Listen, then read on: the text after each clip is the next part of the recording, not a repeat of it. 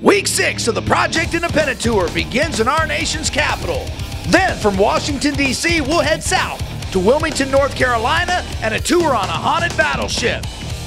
Then it's off to Atlanta, Georgia, the home of Coca-Cola, CNN, and the world's largest aquarium. We'll visit Florida, St. Pete's Beach, and the Gulf of Mexico. We'll stop in Memphis, Tennessee for some fried catfish on Beale Street and a tour of Sun Studios, where the king himself, Elvis Presley, recorded many of his hits. And we'll visit the site of the Oklahoma City bombing, where the members of Eminent are mistaken as terrorists by U.S. Marshals. Welcome to Metal Feast, the Project Independent Showcase Tour. Each year, over 350 of the nation's top independent metal bands square off for over $50,000 in cash and prizes and an opportunity to headline their very own U.S. tour. And it all starts right here. Hey, we're Eminent from Los Angeles, California, one of 350 bands to participate in Project Independent.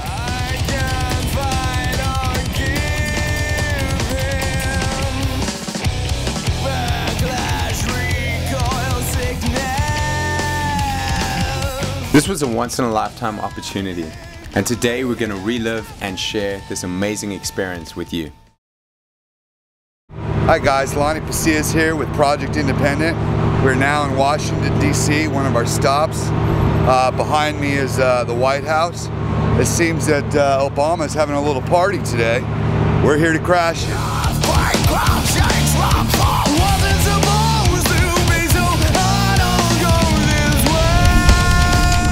Yummy.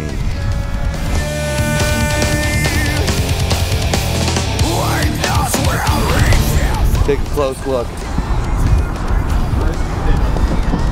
Andrew, it's where they grow all their bud, bro. Yeah, that's where we buy all our bud.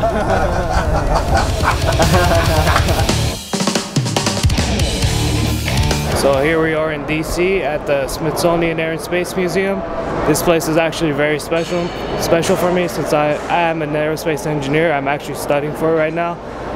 Quick thing about me, since I was about 6 years old, I dreamed of going to the University of North Carolina for aerospace engineering.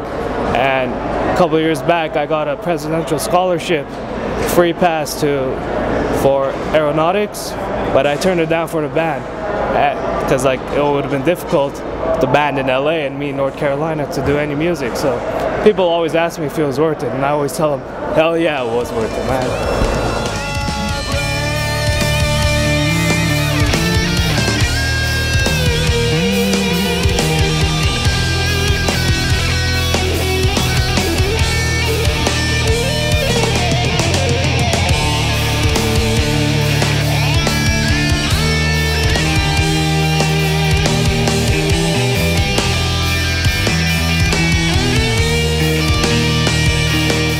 Fourth theater.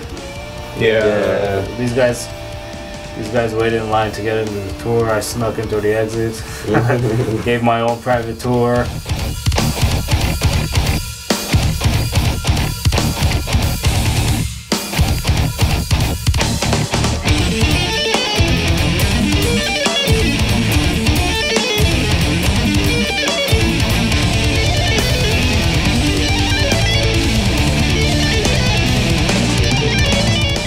So in DC, we went over to the archives. They had the Bill of Rights, the Constitution. Fonzie's jacket. Fonzie's jacket.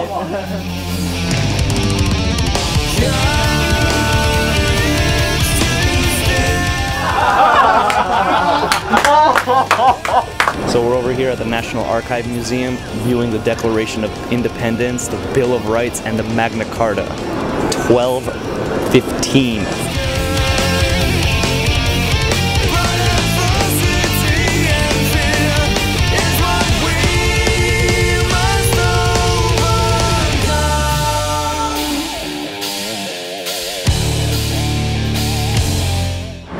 We just ran through the Natural History Museum. Now we're going to the American Museum. We're spontaneously shooting some videos.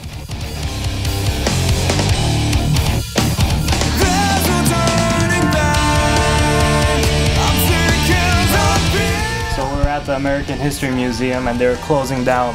Me and Greg ran up to get a glimpse of the Stradivariuses, and the guard said the exhibit was closed, and we told him, listen man, we came here all across the country, we're on tour, we really got to see this. And the guard sort of looked at us, he's like, alright, make it fast, go. So we went and got to see whatever we wanted. Nice. I gotta say thank you so much, Project Independent. What an amazing opportunity to come to DC. It's just been absolutely amazing.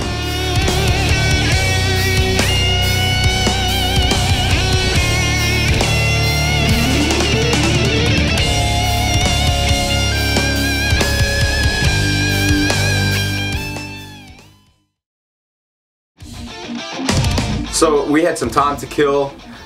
We went up and filmed some of the Union buildings. We hit the streets, walked around.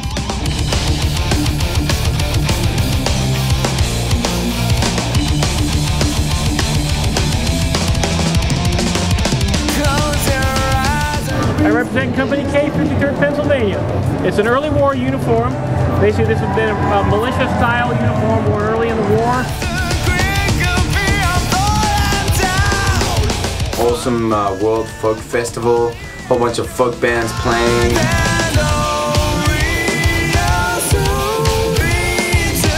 In Richmond, we played a sick killer show. Yeah, it was fucking awesome.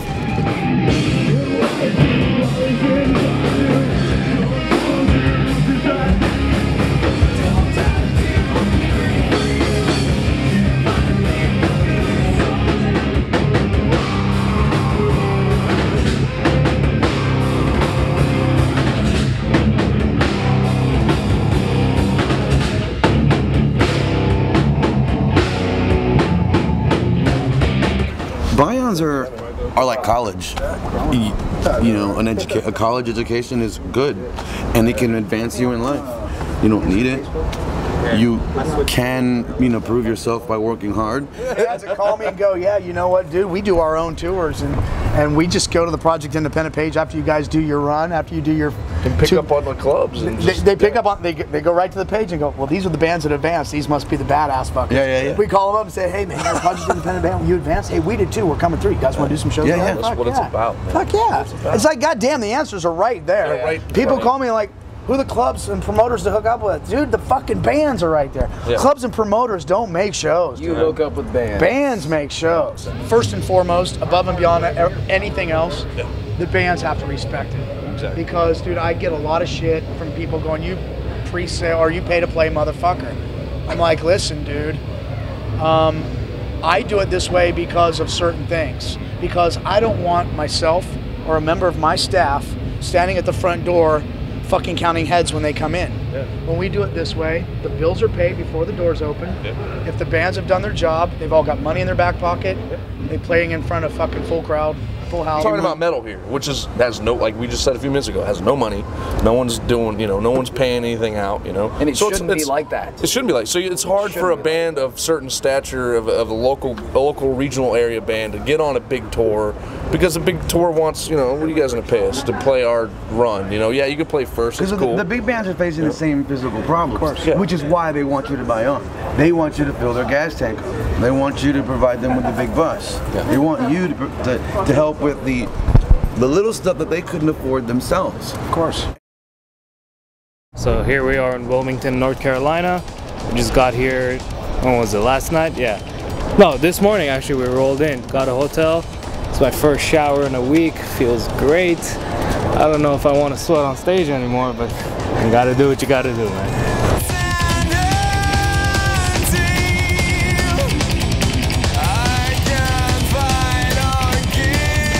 They had the USS North Carolina, which was themed as a haunted house or a haunted ship.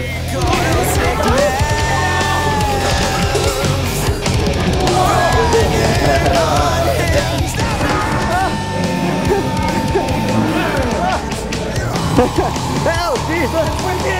Oh man! Light me up!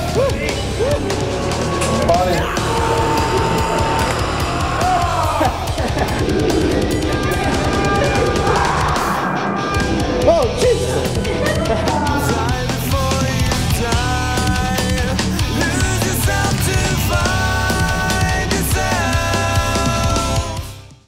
So in Wilmington, North Carolina, we came across another one of the finalists, Thou Shalt Burn.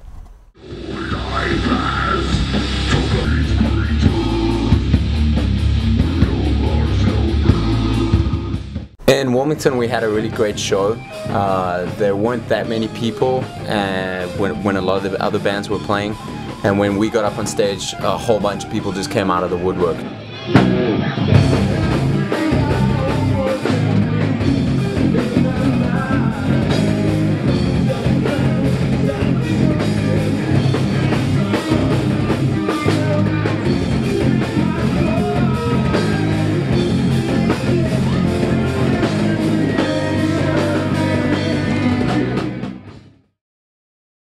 Day 46 and we're in Atlanta, Georgia.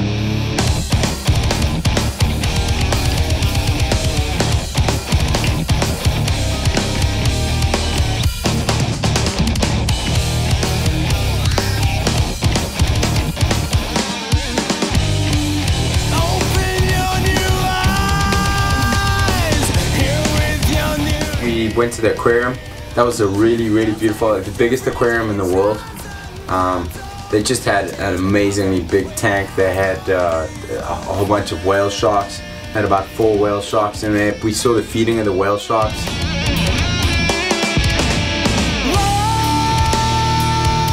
We went to go check out the Martin Luther King Memorial because he was such a profound speaker and made so much change in this country.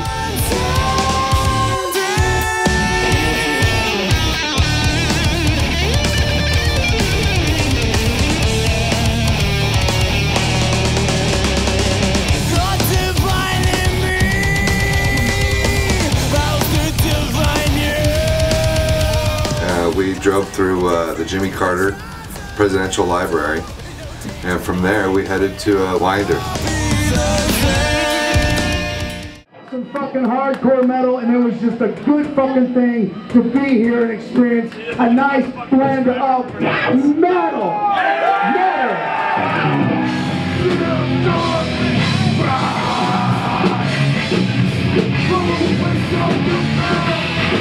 Do you remember when we played and as soon as we stopped, do you remember as soon as we stopped, the place blew up?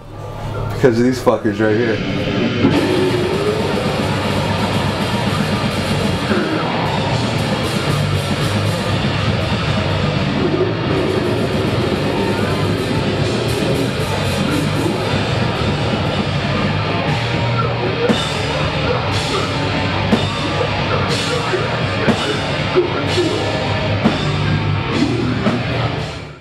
I'd say we pulled into Jeff's buddy's house. He's got this cool little chilled out place there with the foosball table, and everyone's having a party and playing music. Everyone starts jamming. Harvick's playing on the guitar. Yeah, it was pretty cool. Vine is playing on the bass, and this man pulls out the bucket and the sticks. Oh my god, that was the day when I fell in love with Lonnie Casillas.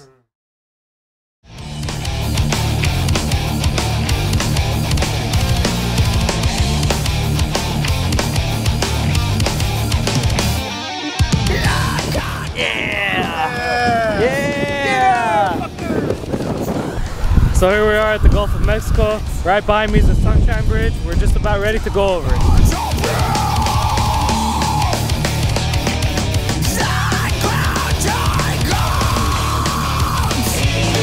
We went to St. Pete's Beach. That was really, really awesome. Checked out some of the usual football stadium tour of America that we do with Jeff. The usual. It was a sick venue. The stage was amazing, the sound was great, and the lights were awesome.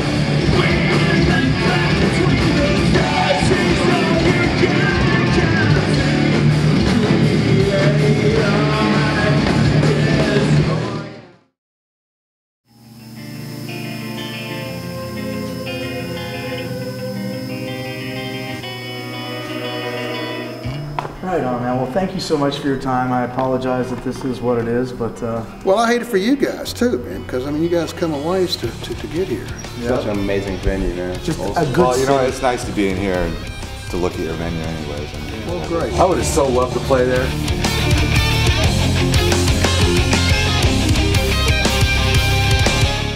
Hey, so unfortunately this show at the new Daisy got cancelled. Some of the bands had to pull out, and it's a really massive venue. We thought we'd just take advantage of the city anyway. So you wanna explore?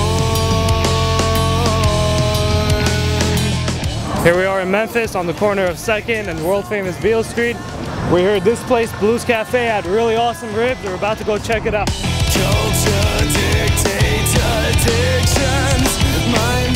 I got the best meal on Beale. A hot rack of barbecue ribs and fried catfish. I'm looking forward to it.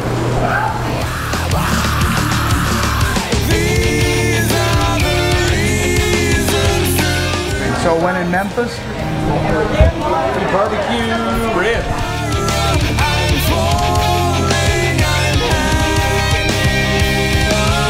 Hey, we're here at the legendary Sun Studios. It's a real honor to be here. Elvis Presley recorded here, Roy Orbison, Johnny Cash, Muddy Waters, Howlin' Wolf, a whole bunch of just amazing people. It's quite amazing to be here. U2 recorded their Rattle and Hum album here. B.B. King recorded some stuff here. It's just amazing, soaking up the atmosphere.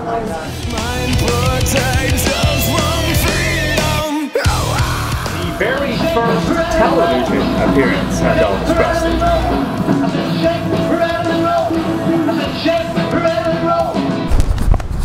This is the studio, Sun Studio. This is where all the old people, Elvis, Johnny Cash, all those people. Look at the drum set. Look at all the recording equipment. Many of these great musicians, even including Elvis Presley, very likely use that microphone from time to time on some of these recordings.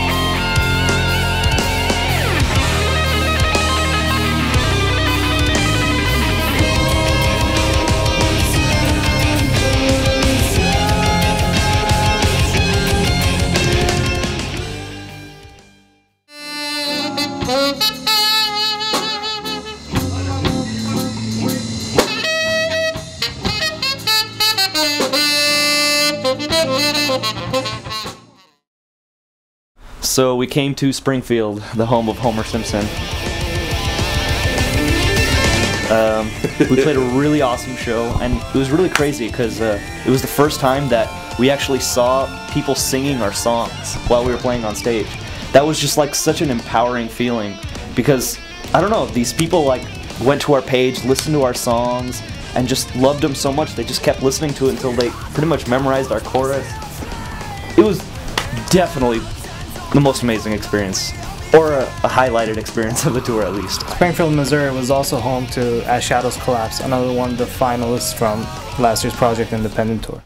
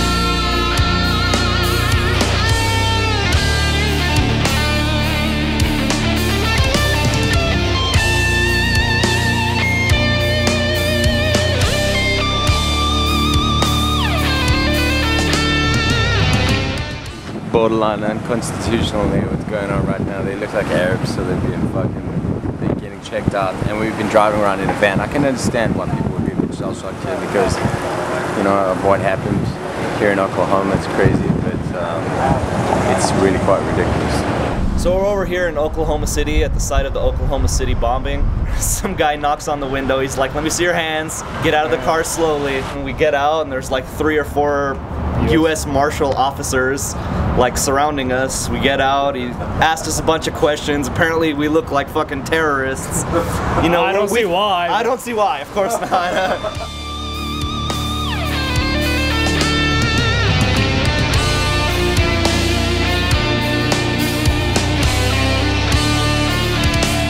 So here we are in Oklahoma City. We're here at the Botanical Gardens. Very beautiful place. Looking forward to tonight's show.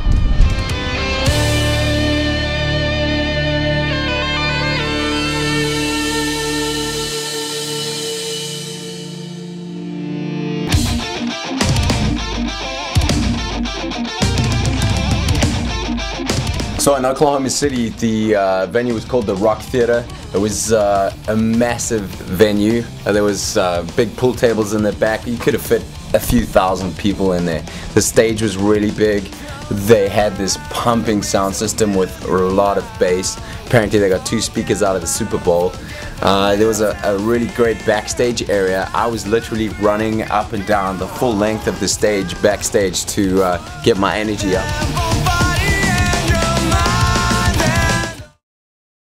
Next week, it's the final week of the Project Independent Showcase Tour, and tensions are high when a fight between Project Independent staff and a local promoter causes the cancellation of an event. Then it's off to New Orleans for some homemade jambalaya on world-famous Bourbon Street. And while in the Lone Star State, we'll pay our respects at the Alamo in San Antonio, and in Dallas, where President Kennedy was assassinated, and in nearby Arlington, where Dimebag Darrell is laid to rest. Then it's off to sunny Southern California for a Halloween show in San Diego, before heading back to the Whisky A Go Go for a sold-out tour finale.